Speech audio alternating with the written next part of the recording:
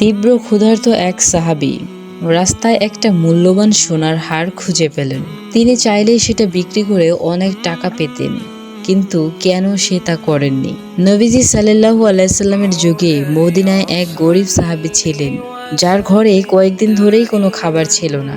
ক্ষুধার জ্বালায় তিনি যখন অস্থির পথে পথে হাঁটছিলেন, হঠাৎ ওই ধুলোবালির মাঝে একটা রেশমির থলি পড়ে থাকতে দেখলেন। থলিটি খুলে তিনি অবাক হয়ে গেলেন। তার ভেতরে ছিল অত্যন্ত দামি সোনার হার। সেই মুহূর্তে সাহাবীর অবস্থা এমন ছিল যে হারটি বিক্রি করলে হয়তো তার সারা জীবনের অভাব দূর হয়ে যেত, কিন্তু তিনি আল্লাহর ভয়ে তা করেননি। তিনি হারের মালিককে খুঁজতে লাগলেন। এমন সময় এক বৃদ্ধ লোককে কাঁদতে কাঁদতে দেখলেন সেখানে। লোকটি বলছে, কে আমার হারটি পেয়েছে, যে ফেরত দেবে তাকে আমি পুরস্কৃত করব। সাহাবী কোনো প্রতিদান ছাড়াই সেই বৃদ্ধকে হারটি ফেরত দিয়ে দিলেন।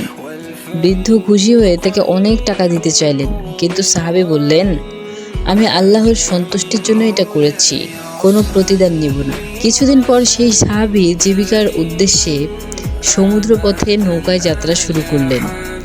মাঝপথে ঝড় উঠে নৌকা ডুবে গেল। তিনি একটি কাঠের ভেসে থাকা টুকরোর অজানা দ্বীপে গিয়ে উঠলেন।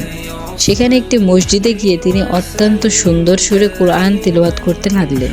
দ্বীপের মানুষ তার কোরআন তিলাওয়াত শুনে মুগ্ধ হয়ে তাকে সেখানকার ইমাম বানিয়ে দিলেন।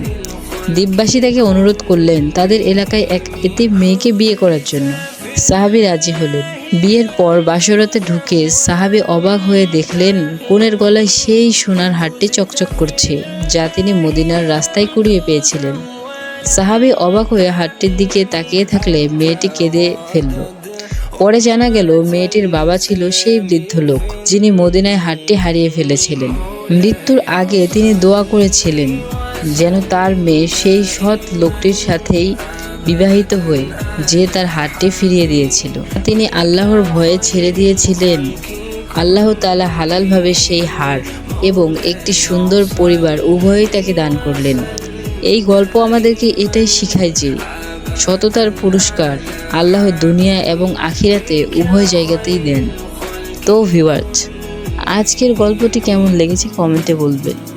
আর এরকম ইসলামিক ভিডিও পেতে চ্যানেলটিকে অবশ্যই সাবস্ক্রাইব করে রাখবেন।